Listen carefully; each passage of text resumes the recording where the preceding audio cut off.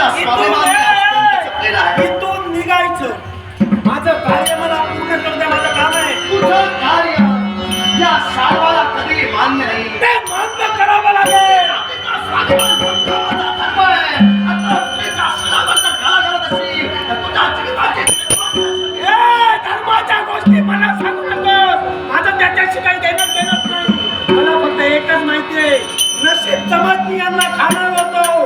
त्यातल्या त्यात मला जर आवडली म्हणून म्हटलं लग्न करूया. लग्न करणं चुकीचं आहे. सांग ना, तुझ्या मतानं काय? बरोबर आहे. कसं काय? लग्न जन्माला आल्यानंतर लग्न करायला हवं. मग ब्रह्मराक्षस मुळात आधी ब्रह्मराक्षसांचा धर्म का? ब्रह्मराक्षसांचा शेवट हा क्षत्रियांच्या तलवारीनं जातपर्यंत हे झालेला. मला माहित नाही. क्षत्रिय तुझ्या नेत्रासमोर उभारायला लागतात. तुझा शेवट माझ्या तलवारीनं अरे जा रे.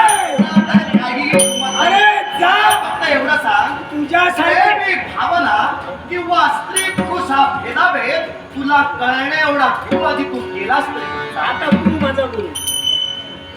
तू मी तुझा हो. कसं? याला कारण आहे. इथं मध्यंतरी तू आलास. याचा अर्थ स्त्रीच्या कधी प्रेम या शब्दाला अर्थ आवडत नाही. देवा, या मराठभूमीत जर मला जर नसता करू इच्छित असेल तर तुझ्या जीवनाचा